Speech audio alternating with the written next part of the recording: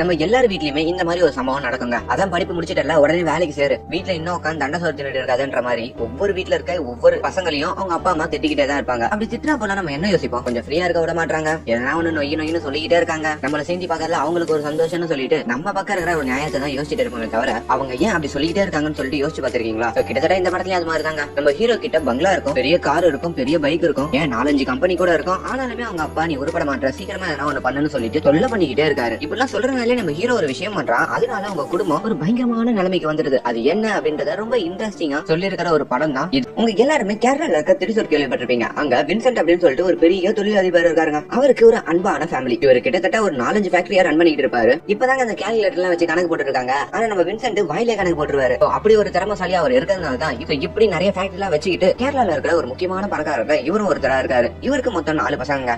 இவரு தான் 2வது பையன். இவரு ஒரு டாக்டருங்க. இவங்க மாமனார் கட்டின ஹாஸ்பிட்டல்ல டாக்டரா வேலை பார்த்துட்டு இருக்காங்க.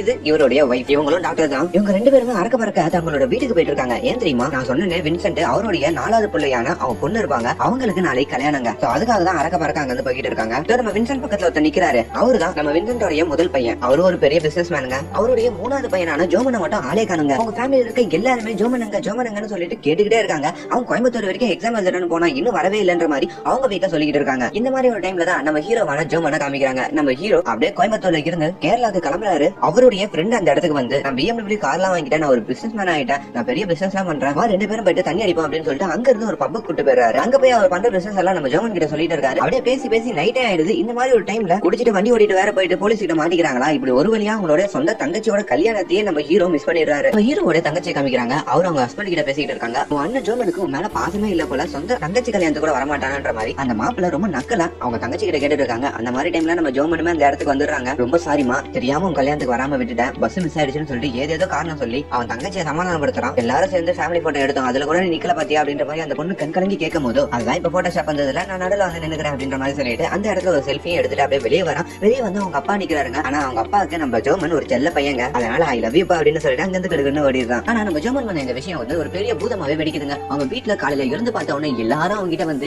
ஏன் கல்யாணத்துக்கு வரலன்னு கேட்க ஆரம்பிச்சிடுறாங்க. முக்கியமா அவங்க 2 அண்ணனுங்க, அவங்களுடைய பொண்டாட்டி, ஏன் அவங்க வீட்டுல வேலை செய்யறவங்க, அவங்க நாய் கூட நம்ம ஜோமனை பார்த்து ஏன் கல்யாணத்துக்கு வரல அப்படின்ற மாதிரி கொலைக்குதுங்க. இப்படியே நம்ம வின்சென்ட் காமிக்கிறாங்க. நம்ம வின்சென்ட் வந்து ஒரு பெரிய பிளாட்ஸ் கத்திட்டு இருப்பாரு. அவருடைய பெஸ்ட் ஃப்ரெண்ட் அந்த இடத்துக்கு ஒருத்தர் வராருங்க. அவர் தான் நம்ம வின்சென்ட் கூட எப்பவுமே ஒரு PA மாதிரி கூடவே இருப்பாரு. ஒரு நம்பகமான ஒரு ஆளுன்னு சொல்லலாங்க. ஒரு ஷாக்கிங்கான நியூஸ் சொல்றாரு. என்னன்னா நம்ம வின்சென்ட் ஒருத்தர் கிட்ட ஒரு வீடு வாங்கலாம் அப்படின்னு சொல்லிட்டு அவர்கிட்ட அட்வான்ஸ் எல்லாம் கொடுத்து வச்சிருப்பாங்க. அந்த மனுஷன் இறந்து போயிட்டாரு அப்படின்ற மாதிரி சொல்றாங்க. நம்ம வின்சென்ட்க்கு தூக்கி வாரி போடுது. ஐயோ அப்படின்னு சொல்லிட்டு அவரோட சாவு வீட்டுக்கு போயிட்டு எப்படின்னா அந்த காசை வாங்கணும் அப்படின்ற மாதிரி அவர் முடிவு பண்றாரு. ஆனா அந்த வீட்டுக்கு போகும்போது தான் தெரியுது அந்த வீடியே எப்படின்னா வாங்கினா நல்லா இருக்குன்னு சொல்லிட்டு யாருனே தெரியாதவங்களுக்கு எல்லாம் ஜூஸ் எல்லாம் கொடுத்து அந்த இறந்து போனவரோட பையனை எப்படியோ கரெக்ட் பண்ணணும்னு பாக்குறாரு. இந்த விஷயம் எல்லாம் பார்த்துட்டு எங்க அப்பா உங்க கிட்ட இருந்து எதனா காசு வாங்கிருக்காரா அப்படின்ற மாதிரி கேக்குறாங்க. ஆமா 1 லட்சம் கொடுத்தேன் அவர்கிட்ட இந்த வீடை வாங்கறதுக்காக அப்படின்ற மாதிரி சொன்னோன்னா இந்த வீடை விக்கிற மாதிரி நான் இல்ல, அந்த 1 லட்சத்தை நான் திருப்பியே கொடுத்துறேன்னு சொல்லி ஒரு செக் போட்டு எல்லாம் கொடுக்குறாரு. பட் இருந்தாலும் இவரோட பேச்சு திறமையெல்லாம் யூஸ் பண்ணி இந்த நிலைமையில காசு எல்லாம் வேணா, எதுக்கும் நீங்க கொடுக்குறீங்க நான் வச்சுக்கிறேன் அப்படின்னு சொல்லிட்டு அங்க இருந்து மெல்லமா கிளம்பும் போது அவரு அந்த இடத்துல மனசு மாதிரி வந்து இந்த வீடை மட்டும் நாங்க விக்கல, இதை சுத்தி இருக்கிற 28 ஏக்கரையே நான் விக்கிறேன், உங்களுக்கு வாங்குறதுக்கு விருப்பம் இருக்கா அப்படின்ற மாதிரி நம்ம வின்சென்ட் பார்த்து கேக்குறாங்க. நம்ம வின்சென்ட்டுமே அந்த இடத்துல ஒத்துக்கிட்டு அவர்கிட்ட இதுல 50 லட்சம் ரூபாய் இருக்கு, எனக்கு சீட்டு கிட்ட எதுவுமே தேவையில்ல, நான் உங்களை நம்புறேன், இந்த காரியெல்லாம் முடிஞ்சதுக்கு அப்புறம் நம்ம பத்திரம் பண்ணிக்கலாம்னு சொல்லிட்டு அவர் அந்த இடத்துல இருந்து கிளம்பிடுறாரு. ஒரு பிசினஸ் மேனா இருக்கணும் அப்படின்னு சொல்லிட்டு இந்த பிசினஸ் ட்ரிக்ஸ் மட்டும் இல்லங்க, எப்படி ஒரு மனுஷன் கிட்ட பேசணும், எப்படி அவனை அட்ராக்ட் பண்ணும் அப்படின்ற மாதிரியான ட்ரிக்ஸையும் நம்ம கத்து வச்சுக்கணும் அப்படின்றத இந்த சீன்ல சொல்லிருப்பாங்க. இந்த மாதிரியான குணங்கள்லாம் இருக்கிறதுனால தான் நம்ம வின்சென்ட் ஒரு பெரிய பிசினஸ் மேனா இருக்காரு. இப்படியான டைம்ல தான் நம்ம ஹீரோக்கு ஒரு விபரீதமான ஆசை வருது. என்னன்னா நம்ம ஹீரோக்கு அவங்க அப்பா கார்லாம் வாங்கி கொடுத்திருப்பாரு, ஆனா பைக் வாங்கியே கொடுத்துருக்க மாட்டாரு. ஏன்னா பைக் ஓட்டினா ஆக்சிடென்ட் ஆயிடும் அப்படின்ற மாதிரி அவருக்கு ஒரு நம்பிக்கை. அவர்கிட்ட போயிட்டு எப்படின்னா எனக்கு ஒரு பைக் வாங்கி கொடுங்க அப்படின்னு கேட்கும் போது அதான் கார் இருக்குல்ல, கார் எடுத்துட்டு போ சொல்லிடுறாரு. பட் இருந்தாலும் நம்ம ஹீரோ எப்படியோ அந்த இடத்துல அடம்பிடிச்சு எனக்கு ஒரு பைக் வேணும் அப்படின்னு சொல்லிட்டு அம்மா இருந்தா எனக்கு ஒரு பைக் வாங்கி கொடுத்துருப்பாங்கன்னு சொல்லி சென்டிமெண்ட் எல்லாம் பேசி அந்த இடத்துல அவங்க அப்பாவை எப்படியோ ஓகே சொல்லவும் வைக்கிறான். சரி ஓகே கேஷ் கொடுங்க பைக் வாங்குற அப்படின்ற மாதிரி கேட்கும் போது கேஷ் எல்லாம் கொடுக்க முடியாது, நீ போய் வாங்கிட்டு பில் அனுப்பு நான் செட்டில் பண்ணிடுறேன் அப்படின்ற மாதிரி நம்ம வின்சென்ட் சொல்றாரு. நம்ம வின்சென்ட் அவங்க பசங்க கிட்ட எப்பவுமே கேஷே கொடுக்க மாட்டாருங்க. கேஷ் கொடுத்தா பசங்க எல்லாம் கெட்டு போயிடுவாங்கன்னு சொல்லிட்டு அவங்க எதனா ஒரு பொருள் வாங்கினாங்கன்னா அதுக்கு நேரா போயிட்டு இவரே அந்த பில்ல செட்டில் பண்ணிடுவாரு. 18 லட்சத்துக்கு ஒரு பைக் வாங்கிட்டு வராங்க. அதை பார்த்துட்டு நம்ம வின்சென்ட்டுக்கு பெரிய ஷாக்கு. பாவி 18 லட்சத்துக்கு பைக்கா வாங்கிட்டு வரேன்னு சொல்லிட்டு அவருக்கு தூக்கி வாரி போடுது. அவங்க வீட்டுல இருக்க அவங்க அண்ணன் அண்ணின்னு சொல்லிட்டு எல்லாருமே வியந்து போய் பாக்குறாங்க. என்னப்பா இது காரே இந்த விலை இருக்காது, பைக்கை போய் எவ்வளவு விலைக்கு வாங்கிட்டு வர அப்படின்ற மாதிரி கேட்கும் போது இந்த பைக் வச்சிருந்தா அப்பாக்கு தான் கௌரவம், அதனால தான் வாங்கிட்டு வந்தா. நம்ம ஹீரோ அந்த இடத்துல வந்து ரொம்ப கேஷுவலா சொல்றாங்க. இதெல்லாம் பார்த்துட்டு நம்ம வின்சென்ட்டுக்கு சமக்கம் வந்து இது மாதிரியே இருந்தா நீ சுத்தமா உருப்படவே மாட்டேன், சோ நீ உருப்படுறதுக்கு நான் ஒரு வேலை பார்த்து கொடுக்குறேன் அப்படின்னு சொல்லி ஓனவே பஸ் வச்சிருப்பாங்க. அந்த பஸ்ஸுக்கு கண்டக்டரா கொஞ்ச நாளைக்கு நீ வேலை பார்த்து அந்த கணக்காளர்களா எடுத்துட்டு வந்து என்கிட்ட கொடுக்கணும் அப்படின்ற மாதிரி நம்ம ஹீரோவை அதுக்கு வச்சுக்கிறாங்க. நம்ம ஹீரோக்கு அது ஒரு பக்கத்துல இருந்து ரொம்ப வசதியாவே படுதுங்க. உள்ள ஒரே பொண்ணு கூட ரொம்ப ஜாலியா போய்கிட்டு அந்த பஸ் டிரைவர் ஓரமா உட்கார வச்சுட்டு இவனே பஸ் ஓட்ட செய்யறான். இப்படி போய் போலீஸ் கிட்டயும் மாட்டிக்கிறான். நீ இதுக்கப்புறம் காலையில போயிட்டு சாமி கும்பிட்டு வர, அதுக்காக சர்ச்சுக்கு போற அப்படின்ற மாதிரி சொல்லிட்டு அடுத்த நாளுக்கு போய் சர்ச்சுக்கு போக சொல்றாங்க. அது மாதிரி நம்ம ஹீரோ சர்ச்சுக்கு போகும்போது அந்த இடத்துல ஒரு அழகான பொண்ணை பாக்குறாங்க. அந்த பொண்ணோட பேரு கேத்ரின். அவங்க அப்பாவும் நம்ம ஹீரோட அப்பா மாதிரி ஒரு பெரிய பிசினஸ் மேன் தாங்க. அந்த பொண்ணை பார்த்த உடனே ரொம்ப பிடிச்சிருக்குன்னு சொல்லிட்டு நம்ம ஹீரோ அவங்களோட அண்ணிங்க கிட்ட எல்லாம் சொல்றாங்க. அவங்க அண்ணிங்க ரொம்ப ஃப்ரெண்ட்லியான ஒரு டைப்புங்க. இந்த பொண்ணை உஷார் பண்றதுக்கு ஐடியா எல்லாம் கொடுக்குறாங்க. இதுல அவங்க மூத்த அண்ணி, அந்த பொண்ணு என் கூட தான் பியூட்டி பார்லர் வரும், அவகிட்ட நான் பேசுறேன் அப்படின்னு சொல்லி பியூட்டி பார்லர் போயிட்டு அந்த இடத்துல அந்த பொண்ணு கிட்ட இன்ட்ரோ ஆகி எப்படியும் அந்த பொண்ணு போகும்போது நானே டிராப் பண்றேன்னு சொல்லி இவங்க கார்லயே வந்து உட்கார வச்சுக்கிறாங்க. நம்ம ஹீரோக்கு அந்த இடத்துல சம குஷிங்க. இது மட்டும் பண்ணாம இவங்க ரெண்டு பேருக்கும் தனியா ஒரு பிரைவேட் ஸ்பேஸ் கிரியேட் பண்ணி கொடுக்கணும்னு சொல்லி, நான் குழந்தைக்கு டைப்பர் வாங்க மறந்துட்டேன், இந்த ஷாப்பிங் மால்ல என்ன இறக்கி விட்டு இந்த பொண்ணு வீட்டுல டிராப் பண்ணிட்டு வந்துருன்ற மாதிரி சொல்லி அவங்க அங்க இருந்து இறங்கி இன்னும் நம்ம ஹீரோக்கு அழகான ஒரு ரூட் எல்லாம் போட்டு கொடுக்குறாங்க. அந்த ரூட்டை நம்ம ஹீரோ கெட்டியா புடிச்சிக்கிட்டு அந்த பொண்ணு கூட பேசி கடலை போட்டு, அது மட்டும் இல்லாம அந்த பொண்ணு விளையாடுற அந்த டென்னிஸ் கோர்ட்டுக்கே போயிட்டு அந்த பொண்ணு கூட ஒரு பெஸ்ட் ஃப்ரெண்டாவே மாறிடுறாரு. இப்படியான டைம்ல தான் இவங்க அப்பா இருக்காரு பாத்தீங்களா, நம்ம வின்சென்ட், அவரு இன்னொரு ஸ்டெப் எடுக்கிறாருங்க. இந்த பையன் உருப்பட மாட்டான், இவன் பேருக்கு வந்து ஒரு துணி கடை எழுதி வச்சிட வேண்டியதான்னு சொல்லிட்டு அந்த துணி கடை கூட்டு போயிட்டு இதுக்கப்புறம் இந்த துணி கடையை நீ தான் பாத்துக்க போற அப்படின்ற மாதிரி சொல்றாங்க. நம்ம ஹீரோக்கு தூக்கி வாரி போடுது, இவ்வளவு பெரிய கடையை நம்ம எப்படிதான் பாத்துக்கிறதுன்ற மாதிரி அவன் யோசிச்சுக்கிட்டே இருக்காங்க.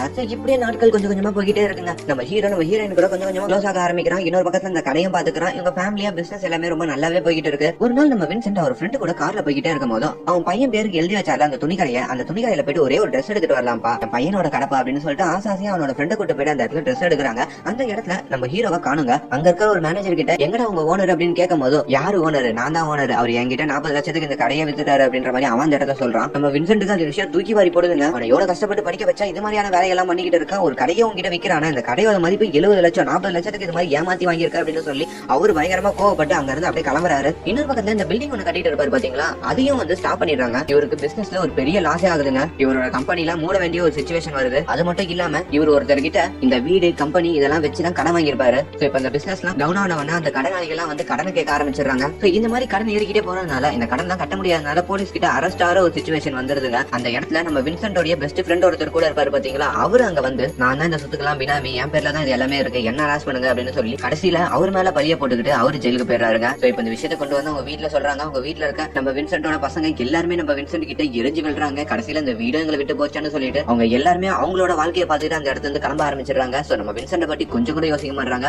அப்படியான ஒரு டைம்ல தாங்க நம்ம ஜோமன் ஊர்ல இருந்து திரும்பி வரான். அவன் எக்ஸாம் எல்லாம் முடிச்சிட்டு வரான். எக்ஸாம்லாம் நல்லா பண்ணியாப்பா அப்படின்ற மாதிரி கலங்கி போயிட்டு நம்ம வின்சென்ட் கேக்குறாரு, இங்க இருக்க வேணாம், நம்ம கோயம்புத்தூர் போயிடலாம் வாங்க அப்படின்னு சொல்லிட்டு அங்க இருந்து கூட்டிக்கிட்டு நம்ம தமிழ்நாட்டுல இருக்கிற திருப்பூருக்கு நம்ம ஹீரோ வராருங்க. திருப்பூர்ல இருக்கிற ஒரு பிளாட்ல வாடகைக்கு நம்ம ஹீரோவும் அவங்களுடைய அப்பாவும் அங்க போய் தங்குறாங்க. அந்த இடத்துல தான் நம்ம ஹீரோ ஒரு சூப்பரான விஷயத்த அவங்க அப்பா கிட்ட சொல்றாங்க. இவன் என்னுடைய ஃப்ரெண்டு, இவன் ஒரு பிசினஸ் ஆரம்பிச்சிருக்கான், அந்த பிசினஸ்ல நானும் பார்ட்னர் அப்படின்னு சொல்லி அந்த இடத்துல இருக்கிற ஒரு டெக்ஸ்டைல் கடைக்கு கூட்டு போறாங்க. இனிமே இந்த கடையை நம்மளோடதுதான்ப்பா அப்படின்ற மாதிரி அங்க இருக்கிற ஓனர் சீட்ல அவங்க அப்பா உட்கார வச்சுட்டு நம்ம ஹீரோ சொல்றாரு. அவங்க அப்பாவுக்கு அந்த இடத்துல ஆனந்த கண்ணீர் வருதுங்க. நான் உன்னை ஏதோ சாதாரண ஒரு ஆள் நினைச்சேன்பா, நீ இந்த மாதிரி ஒரு விஷயம் பண்ணுவேன்னு நான் நினைச்சு கூட பாக்கல, எப்படிப்பா பண்ணு கேட்கும் போதோ என்னோட பைக் இருந்ததுல அதை வித்துட்டேன். அது மட்டும் இல்லாம அந்த கடையை விட்ட காசுல இந்த இடத்துல வந்து இந்த பிசினஸ் ஆரம்பிச்சேன். சோ அதுக்காக தான் நான் அந்த கடையை விட்டேன் அப்படின்ற மாதிரி நம்ம ஹீரோ அந்த இடத்துல கண் கலங்கி சொல்றாரு. அவங்க அப்பாவுக்கு எல்லாமே லாஸ் ஆகி ஒரு வீடே போய் ஒரு ஏழ்மையான ரோட்டுக்கு வந்த ஒரு சிச்சுவேஷன் வந்ததுக்கு அப்புறம் இந்த கம்பெனி ஒரு பெரிய விஷயமா தெரியுது. சோ இப்படியான ஒரு டைம்ல தான் அவங்க மேனேஜர் வந்து நம்ம ஹீரோ கிட்ட ஒரு பயங்கரமான விஷயத்த சொல்றாங்க. என்னன்னா நம்ம ஹீரோடைய பெஸ்ட் ஃப்ரெண்ட் பார்ட்னரா இருப்பாருல, அவரு இந்த கம்பெனியோட பேர்ல நிறைய செலவு பண்ணிருக்காரு. அதனால இந்த கம்பெனியே லாஸ்ல போய்கிட்டு இருக்கு. இப்போ 30 லட்சம் ரூபாய் இந்த கம்பெனி லாஸ்ல போய்கிட்டு இருக்கு. அங்க இருக்கிற கடனாளிகள் எல்லாம் வந்து நம்ம ஹீரோவை அப்ரோச் பண்ண ஆரம்பிச்சாங்க. நம்ம ஹீரோக்கு அந்த இடத்துல ஒண்ணுமே புரியலீங்க. அவருடைய மேனேஜருமே அந்த இடத்துல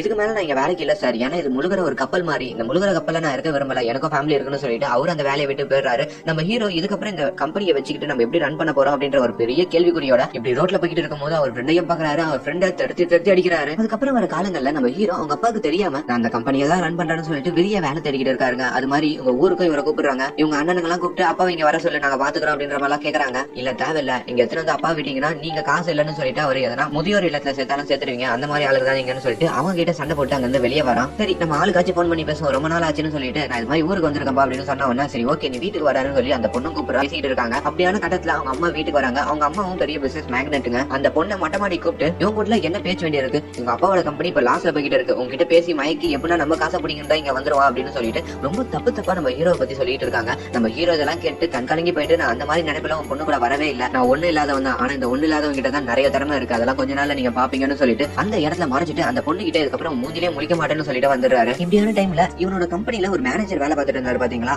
அவர்கிட்ட பேசி எப்படியோ இப்ப அவர் வேலை பார்க்குற ஒரு இடத்துல நம்ம ஹீரோக்கு வேலை வாங்கி கொடுக்குறாரு. ஒரு சேல்ஸ்மேனா தாங்க நம்ம ஹீரோ வேலைக்கு சேர்றாரு. விக்கிறது மட்டும் இல்லாம அவங்க கம்பெனிக்கு நிறைய ஆர்டர்ஸும் முடிச்சுட்டு வந்து கொடுக்கணும். சோ இதுதான் அவருடைய வேலை. சோ இந்த வேலையெல்லாம் அவங்க அப்பா கிட்ட சொல்லிக்காம இன்னமும் அந்த கம்பெனியோட ஓனர் தாண்டா அப்படின்னு சொல்லிக்கிட்டு ரொம்ப கஷ்டப்பட்டு இந்த மாதிரி ஓடி அலைஞ்சு இந்த வேலையை பார்த்துட்டு இருக்காருங்க. என்னதான் அவங்க அண்ணனுங்க எல்லாம் நம்ம ஹீரோ விட்டு போனாலும் அப்பப்ப அப்ப அவங்க அண்ணிங்க எல்லாம் கால் பண்ணி பேசுவாங்க. உனக்கு எதனா காசு வேணா சொல்லு போட்டு விடுறேன்னு சொல்லிட்டு அப்பப்போ கூகுள் பேல கொஞ்சம் காசு அனுப்பி விடுவாங்க. இந்த மாதிரி கட்டத்துல நம்ம ஹீரோ ரோட்ல ரொம்ப அலைஞ்சிக்கிட்டு நடந்து போயிட்டு இருக்கும் போது அவனுடைய ஃப்ரெண்டை திரும்பி ரோட்ல பாக்குறாங்க. அவனோட ஃப்ரெண்டுமே பக்கத்துல வந்து ரொம்ப சாரிடா, இதுக்கப்புறம் நான் ஒரு பிசினஸ் ஆரம்பிச்சிருக்கேன், ரொம்ப சின்ன முதலீட்டுல தான் ஆரம்பிச்சிருக்கேன், நீ தாண்டா வந்து பாக்கணும், நம்ம பார்ட்னர்ஸா இருக்கலாம்ன்ற மாதிரி கேட்கறான். அவன் அந்த இடத்துல விரட்டி விட்டாலும் பக்கத்துலயே வந்து நிக்கிறதுனால என்னதான் எனக்கு நீ துரோகமே பண்ணியிருந்தாலும் நீ என்னோட நண்பன்டா, சோ வா நம்ம ஆரம்பிக்கலாம் சொல்லிட்டு திரும்பி அவனோட ஃப்ரெண்ட்ஷிப்ல அந்த ட்ரஸ்ட்டை வச்சு திரும்பி இவங்க 2 பேரும் ஒரு பிசினஸ் ஆரம்பிக்கிறாங்க. ஆனா சைட்ல இந்த வேலையும் ஒரு பாத்துக்கிட்டு இருக்காரு. இது மாதிரி ஒரு காலையில நம்ம ஹீரோடைய அப்பா சிகரெட் வாங்கலாம்னு சொல்லிட்டு ஒரு கடையில போய் கேட்கிறாரு. அவர் கேட்கிற பிராண்ட் அந்த இடத்துல இல்ல போல இருக்குங்க. அந்த இடத்துக்கு நம்ம மனோபாலா வராரு. உங்களுக்கு பக்கத்துல இருந்தா கடை தெரியுமான்னு சொல்லிட்டு அவர் கூட பேச்சு வாக்கத்துல போயிட்டு அந்த சிகரெட்டையும் வாங்குறாரு. இவங்க 2 பேருக்கு இடையில ஒரு நல்ல ஃப்ரெண்ட்ஷிப்பே வருதுங்க. அவர் விசாரிக்கிறப்போ எனக்கு வேலை இல்ல அப்படின்ற மாதிரி நம்ம மனோபாலா சொல்றாரு. நீங்க ஒன்னும் கவலைப்படாதீங்க, என்னோட பையன் ஒரு பிசினஸ் தான் பண்ணிக்கிட்டு இருக்கான், அந்த இடத்துக்கு டெய்லருக்குலாம் ஆள் எடுத்துப்பாங்க, உங்களுக்கு தான் தைக்க தெரியும்னு சொன்னீங்களே, அந்த இடத்த சேர்த்து விட வாங்கன்னு சொல்லி அந்த கம்பெனிக்கும் உள்ள போறாங்க. உள்ள போய் நம்ம வின்சென்ட் ராஜா மாதிரி உட்காந்துட்டு உங்க ஓனரை கூப்பிடுற அப்படின்ற மாதிரி சொல்றாங்க.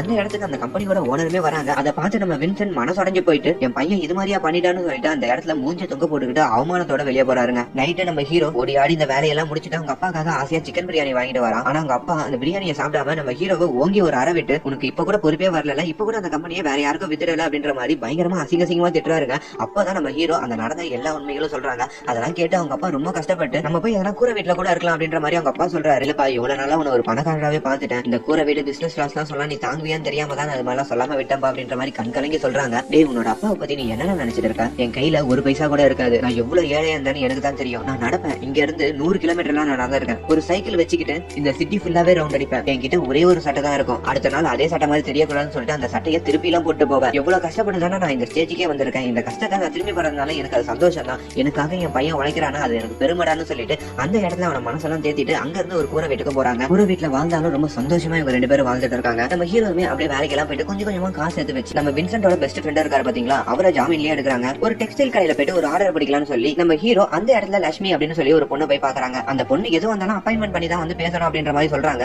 அது மட்டும் இல்லாம நீங்க என்ன கேட்க வந்தீங்களோ அதெல்லாம் மெயில் அனுப்பிடுங்கன்ற மாதிரியும் சொல்றாங்க. அந்த இடத்துல வைஃபை இருக்கா பாஸ்வேர்ட் சொல்லுங்க, நான் இப்பவே மெயில் அனுப்புறேன்ற மாதிரி சொல்லும் போது அதெல்லாம் ஷேர் பண்ண முடியாது சார் அப்படின்ற மாதிரி அவங்க ஸ்ட்ரிக்டா சொல்லிடுறாங்க. அங்க இருக்கிற மேனேஜரை எப்படியோ நீங்க ஆக்டர் மாதிரி இருக்கீங்கன்னு சொல்லிட்டு கரெக்ட் பண்ணி அந்த ஆக்டரோட போட்டோ காமிக்கிறதா சொல்லி அவரோட ரூமுக்கே போயிட்டு வைஃபை பாஸ்வேர்டு தெரிஞ்சு வச்சுக்கிட்டு அந்த மெயிலே அனுப்பிட்டு பிசினஸையும் ஆரம்பிச்சிடறாங்க. அந்த இடத்துக்கு வந்து இதுக்கப்புறம் நீயே அக்கௌண்ட் பாத்துக்கப்பா அப்படின்ற மாதிரி சொல்லி அந்த அக்கௌண்ட் நோட்டை நம்ம ஹீரோ கையில கொடுக்குறாரு. நம்ம ஹீரோ ஒரு பக்கத்துல இது பார்க்கும் போது இன்னொரு பக்கத்துல திரும்பி அவர் வேலைக்காக அந்த டெக்ஸ்டைல் கடையில போய் நம்ம லட்சுமியை மீட் பண்றாங்க. நம்ம லட்சுமி அந்த ஆர்டர் கொடுக்குற மாதிரியே தெரியலீங்க, நீ ஆர்டர் கொடுக்கறனா கூட பரவாயில்லமா, கொஞ்சம் மாற்றி சிரி, எப்ப பார்த்தாலும் உருன்னே இருக்கான்னு சொல்லிட்டு அந்த பொண்ணை சிரிக்க சொல்லிட்டு அந்த பொண்ணை இம்ப்ரெஸும் பண்ணிட்டாங்க. வந்து கிளம்பி வராரு. இந்த கிராமப்புறத்துல எல்லாம் போயிட்டு எதனா ஆர்டர் பிடிக்கலாம்னு சொல்லிட்டு ஒரு ஊருக்கு கிளம்பி நம்ம ஹீரோ போறாருங்க. அந்த பஸ்ல பார்த்தா நம்ம ஹீரோயினும் உட்காந்துருக்காங்க. அதாங்க நம்ம லட்சுமி நான் ஒரு கிராமத்துல இருந்து இந்த இடத்துக்கு வந்து வேலை செஞ்சுட்டு திரும்பி வீட்டுக்கு போனோம், நாங்க இன்னும் கொஞ்ச நாள்ல காசு எடுத்து வச்சு ஒரு வீடு கட்டிலாம் தான் இருக்கும், அது வரைக்கும் இந்த கஷ்டம் நான் பட வேண்டியிருக்கும் அப்படின்ற மாதிரி அவங்க சொல்லிட்டு இருக்காங்க. அப்படி அவங்களோட பஸ் ஒரு இடத்துல போயிட்டு நிக்கவே செய்யுதுங்க. ஏன்னு பார்த்தா அவங்களுடைய டிரைவர் அந்த இடத்துல இருக்க ஒரு ஒயின் ஷாப்ல ஃபுல்லா சடக்கு அடிச்சு மட்டையாடுறான். அந்த இடத்துல இதுக்கப்புறம் பஸ் யாரு எடுப்பா அப்படின்ற மாதிரி யோசிச்சுட்டே இருக்கும்போது நம்ம ஹீரோ தான் ஆல்ரெடி பஸ் எல்லாம் ஓட்டி இருக்காருல, அவர் அந்த பஸ் எடுத்துக்கிட்டு ரொம்ப கம்பீரமா அங்க இருக்க எல்லாரும் முன்னாடியே சீன் போட்டுக்கிட்டு இவங்க எல்லாருமே கூட்டிட்டு போயிட்டு நல்லபடியாவும் சேர்க்கிறாரு. இதெல்லாம் பார்த்துட்டு நம்ம ஹீரோ மேல லைட்டா இம்ப்ரெஸ் ஆகவே செய்றாங்க. நம்ம ஹீரோவுமே அவர் கொண்டு போன பொருள் எல்லாம் கொண்டு போய் சப்ளை பண்ணிட்டு சில ஆர்டர் எல்லாம் புடிச்சிட்டு அப்படியே வீட்டுக்கு கிளம்பலான்னு 7 மணிக்கு பஸ் ஸ்டாண்டுக்கு வந்தா இனிமே நைட்டு பஸ்ஸே இல்ல, காலையில 7 மணிக்கு தான் பஸ் அப்படின்ற மாதிரி சொல்லிடுறாங்க. நம்ம ஹீரோக்கு பெரிய ஷாக்கு. இப்ப இந்த கிராமத்துல நம்ம எங்க தங்க போறோம் அப்படின்னு பார்த்தா அந்த இடத்துக்கு சைக்கிளை மிதிச்சுக்கிட்டு நம்ம மனோபாலா வராருங்க. வேலை விஷயமா வந்தேன், இப்ப திரும்பி பஸ் இல்லன்னு சொல்லிடுறாங்க. பக்கத்துல ஏதாவது லாட்ஜ் இருக்குமான்னு கேக்குறாங்க. லாட்ஜ் எல்லாம் இல்ல, வேணா எங்க வீட்டுக்கு வந்து தங்கிக்கோன்னு சொல்லிட்டு அவருடைய வீட்டுக்கு கூட்டு போறாங்க. அந்த இடத்துல நம்ம ஹீரோயின் இருக்காங்க. அதை பார்த்த உடனே நம்ம ஹீரோக்கு பெரிய ஷாக்கு. அங்க சுத்தி இங்க சுத்தி என்னோட வீட்டுக்கே வண்டியாரான்னு சொல்லிட்டு அவரை கூப்பிட்டு வச்சு சாப்பாடெல்லாம் போட்டு வெளியே ஒரு கட்டிலையும் போட்டு நம்ம ஹீரோவை தூங்க வைக்கிறாங்க. கொசுவத்தையும் ஏத்தி வச்சுட்டு பஸ் எல்லாம் ஓட்டுற பெரிய ஆளா இருப்ப போல அப்படின்ற மாதிரி நம்ம ஹீரோயின் கிண்டல் அடிக்கிறாங்க. எங்க ஊர்ல நாங்க பஸ்ஸே வச்சிருந்தோம் அப்படின்ற மாதிரி சொல்றாரு. எது இந்த மூஞ்சி போய் பஸ் வச்சிருக்க அப்படின்னு சொல்லிட்டு நம்ம ஹீரோயின் அந்த இடத்துல விழுந்து சிரிக்கிறாங்க. சரி ஓகே, இவகிட்ட எல்லாம் எதுக்கு நம்ம பணக்காரன்னு சொல்லிட்டு இருக்கணும்னு சொல்லி அவன் அந்த விஷயத்த எல்லாம் சொல்லாம நைட்டு ஃபுல்லா அந்த பொண்ணு கூட கடலை போட்டுக்கிட்டு இருக்கான். அது மட்டும் இல்லாம சொந்தமா நான் ஒரு பிசினஸ் பண்ண போறேன், அந்த பிசினஸ்க்கு நீ ஆர்டர் எல்லாம் முடிச்சு கொடுத்தா உனக்கும் கொஞ்சம் கமிஷன் எல்லாம் கொடுப்பேன் அப்படின்ற மாதிரி சொல்லிட்டு அந்த ஆர்டரை நம்ம ஹீரோயினும் முடிச்சு கொடுக்குறாங்க. அப்படி நம்ம ஹீரோயினுக்கு கொஞ்சம் கமிஷனும் கொடுக்குறான். நம்ம ஹீரோயினுமே புது வீட்டுலாம் கட்டுறதுனால நிறைய கடன் இருக்காங்க. நம்ம ஹீரோ கொடுத்த காசு அவளுக்கு ஒரு பெரிய ஹெல்ப்பா இருக்கு. அப்படியே கொஞ்சம் கொஞ்சமா நம்ம ஹீரோ மேல லவ்ல விழவே செய்யறான். இன்னொரு பக்கத்துல நம்ம வின்சென்ட் வீட்டுல சும்மாவே உட்காந்து இருக்கோம். சரி ஓகே, நம்ம இந்த சிகரெட் வாங்கறதுக்காச்சும் எதனா சம்பாதிக்கலாம்னு சொல்லி நம்ம மனோபாலா கூட சேர்ந்துட்டு அங்க இருக்கிற ஒரு துணி கடைக்கு போயிட்டு தைக்க ஆரம்பிக்கிறாரு. இப்படி ஒரு நாள் நம்ம ஹீரோயின் புது வீடு கட்டிட்டு இருப்பாங்க. அந்த வீடை கட்டியே முடிச்சிட்டு இருப்பாங்க. சோ அதுக்காக நம்ம ஹீரோவையும் அவரோட அப்பாவையும் வர சொல்லிருப்பாங்க. அவங்க அப்பாவை நம்ம மனோபாலா பெஸ்ட் ஃப்ரெண்ட் இல்ல, சோ அவர் இன்வைட் பண்ணிருப்பாரு. அந்த இடத்துக்கு இவங்க 2 பேருமே வராங்க. ஆனா இவங்க 2 பேருமே அப்பா பிள்ளைங்கன்னு இவங்க கிட்ட சொல்லாம அந்த இடத்துல ஜெனரலா பேசி பழகிட்டு அப்படியே இவங்க 2 பேரும் கிளம்பி வீட்டுக்கு வந்துட்டு இருக்காங்க. இப்படியான ஒரு சந்தர்ப்பத்துல நம்ம ஹீரோ ஒரு ஆர்டர் இருக்கணும்னு சொல்லிட்டு ஒரு இடத்துக்கு போறாங்க. அந்த இடத்துல அவங்க அப்பா தைச்சிட்டு இருக்கிறத பாக்குறான். அதை பார்த்து பயங்கரமா ஷாக் ஆயிட்டு அந்த இடத்துல இருந்து வெளியே கொண்டு வந்து அவங்க அப்பாவை பயங்கரமா திட்டி, உனக்கு எதுக்கு இவ்வளவு கஷ்டம் அப்படின்னு சொல்லிட்டு நான் தான் கஷ்டப்படுறேன்னு சொல்லி அந்த இடத்துல இருந்து அந்த வேலையை விடவே வைக்கிறான். அப்பதான் நம்ம மனோபாலாவுக்குமே தெரியுது இவரோட புள்ளதான் இவரு அப்படின்ற மாதிரி. நம்ம ஹீரோ எத்தனையோ வாடி அவங்க அப்பா கிட்ட அந்த சிகரெட்டை விட்டுன்ற மாதிரி சொல்லிக்கிட்டே இருப்பான். ஆனாலுமே அவங்க அப்பா விட்டுருக்க மாட்டாரு. அவங்க அப்பாவுக்காக ஒரு பெரிய பாக்ஸே வாங்கிட்டு வந்து இந்த பாக்ஸ்ல ஃபுல்லாவே சிகரெட் தான் இருக்கு, இதை வச்சு புடி, ஆனா இது வாங்குறதுக்கு நான் எவ்வளவு காசு செலவு பண்ண அப்படின்ற மாதிரி சொல்லி நம்ம குடும்ப சிச்சுவேஷனையும் விலைக்கு அந்த இடத்துல அவங்க அப்பாவுக்கு புரிய வைக்கிறான். அந்த இடத்துலயுமே அவர் கண் கலங்கி போயிட்டு, நீ எனக்காக கஷ்டப்படுற பத்தியா, அதுவே எனக்கு பெரிய சாட்டிஸ்பேக்ஷன் தான்,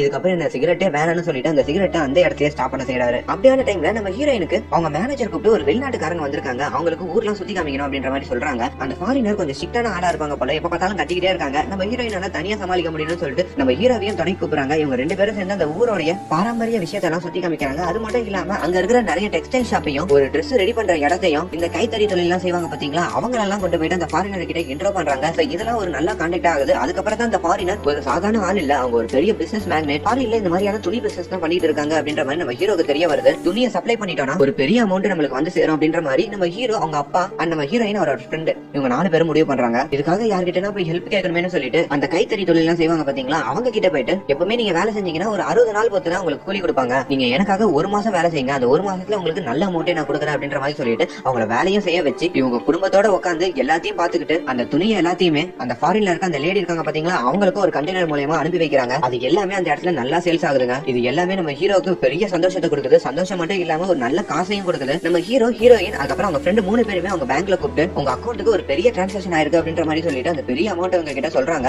அதை பார்த்து இவங்களே ரொம்ப ஷாக் ஆகிறாங்க, எவ்வளவு அமௌண்ட் சம்பாதிச்சிட்டோம்னு சொல்லி அந்த அமௌண்ட்டை எல்லாத்தையுமே கொண்டு போயிட்டு அந்த கைத்தறி தொழில் செஞ்சாங்க பாத்தீங்களா, அவங்க கிட்ட கொடுக்குறாங்க. அவங்களுமே அந்த இடத்துல ரொம்ப சந்தோஷப்படுறாங்க. அதுக்கப்புறம் நம்ம ஹீரோ அவங்க அப்பா கிட்ட வந்து இந்த எல்லா விஷயத்தையுமே சொல்லி ரொம்ப சந்தோஷப்பட்டு, உங்களுக்காக நான் ஒரு விஷயம் பண்ணிருக்கேன்னு சொல்லிட்டு நம்மளுடைய வீடு இருக்கு பாத்தீங்களா, அதை கடன்ல இருந்து நான் மீட்டுட்டேன், இதுக்கு மேல நம்ம இங்க இருக்க வேணாம், நம்ம வீட்டுக்கே போலாம் அப்படின்னு சொல்லி அவங்க அப்பா கிட்ட சொல்றாங்க. அவங்க அப்பா அந்த இடத்துல கண் கலங்க செய்யறாருங்க. எல்லாமே போச்சு நினைச்சிட்டு இருந்தப்பா, எப்படியோ வீடு நம்ம பேருக்கே வந்துருச்சுன்னு சொல்லிட்டு அந்த இடத்துல ரொம்ப சந்தோஷப்படுறாங்க. அவங்க வீட்டெல்லாம் ஏற கட்டிக்கிட்டு அந்த இடத்துல இருந்து காலி பண்றாங்க. நம்ம ஹீரோயினுமே நம்ம கிட்ட சொல்லாமே போயிட்டான்ற மாதிரி நம்ம ஹீரோவை ஏக்கமா பாத்துக்கிட்டு இருக்கான். நம்ம ஹீரோ அதை பத்தி எல்லாம் கண்டுக்காம எப்படியும் நம்ம வீடு மீட்டாச்சு, கொஞ்ச நாள் அங்க இருந்து வந்துட்டு இந்த பிசினஸ் திரும்பி கண்டினியூ பண்ண வேண்டியது அப்படின்ற மாதிரி நம்ம ஹீரோ யோசிச்சுக்கிட்டு அவரோட வீட்டுக்கும் பேசுறாங்க. அவங்க வீட்டுல அவங்க சொந்த பந்தங்க எல்லாருமே ஓடி வந்துடுறாங்க. இவங்க கிட்ட காசு இல்லாத சமயத்துல யாருமே வரலீங்க. ஆனா காசு வந்துட்ட உடனே இவங்க அண்ணனுங்க எல்லாம் திரும்பி வந்துடுறாங்க. பட் என்னதான் அண்ணனுங்க திரும்பி வந்தாலும் இவனுக்கு காசு இல்லாத சமயத்துல இவங்களோட அன்னிக தான் நம்ம ஹீரோக்கு காசு எல்லாம் அனுப்பியிருப்பாங்க. அந்த நன்றி விசுவாசத்துக்காக இவங்க எல்லாரையும் ஒன்னா உட்கார வச்சு சாப்பாடு போட்டு அது மாதிரி சந்தோஷமாவும் இருக்காங்க. அப்பதான் இவங்க கோர்ட்ல ஒரு கேஸும் போட்டிருப்பாங்க, இவங்க கடன் எல்லாம் தள்ளுபடி பண்ண சொல்லி. அது மாதிரி இவங்களுடைய கேஸும் ஜெயிச்சிருதுங்க. இவங்களுடைய லேண்ட் எல்லாம் இவங்களுக்கு திரும்பியும் கிடைச்சிருது. அந்த ஹாப்பியான நியூஸ் நம்ம வின்சென்டோட பெஸ்ட் ஃப்ரெண்ட் சொல்றப்போ அந்த லேண்ட் எல்லாம் நம்ம எந்த ஒரு பில்டிங்கும் கட்ட வேணாம், அந்த இடத்துல எல்லாம் விவசாயம் பண்ணுவோம், அது மட்டும் இல்லாம நிறைய கைத்தறி தொழில் செய்யற நிறைய பேர் இருக்காங்க, அவங்களுக்கு எல்லாம் ஒரு சின்ன இடம் மாதிரி அமைச்சு கொடுப்போம் அப்படின்ற மாதிரி நம்ம வின்சென்ட் சொல்றாரு. இது மூலமா லாபமே வராம இருக்குமேன்ற மாதிரி அவங்க கேக்குறாங்க. லாபம் எல்லாம் முக்கியம் இல்ல, மனுஷனோட வாழ்வாதாரம் தான் முக்கியம் அப்படின்றத நான் இந்த நாள்ல புரிஞ்சுக்கிட்டேன்ற மாதிரி சொல்லிட்டு அவர் அந்த பிசினஸுக்கு அடிக்கல்லாம் நாட்டுறாருங்க. அந்த அட்லாஸ்ட் நம்ம ஹீரோ நம்ம வின்சென்ட கூப்பிட்டு திரும்பி ஜாக்கிங் மாதிரி போறாங்க. நம்ம வின்சென்ட்டுக்குள்ள ஒரு சோகம் இருந்துகிட்டே இருக்குங்க. அந்த பொண்ணு நம்ம கூடவே இருந்தது, நமக்கு உதவியா நிறைய விஷயம் பண்ணிக்கிட்டே இருந்தது. கடைசியில காசு எல்லாம் வந்ததுக்கு அப்புறம் அந்த ஹீரோயினை விட்டுட்டு இவன் பாட்டு தனியா வந்துட்டானே அப்படின்ற மாதிரி நம்ம ஹீரோ பார்த்து யோசிச்சுக்கிட்டே இருப்பாரு. அந்த மாதிரி கட்டத்துல நம்ம மனோபால நம்ம வின்சென்ட பார்த்து எப்படி இருக்கீங்க வின்சென்ட் அப்படின்ற மாதிரி கேக்குறாங்க.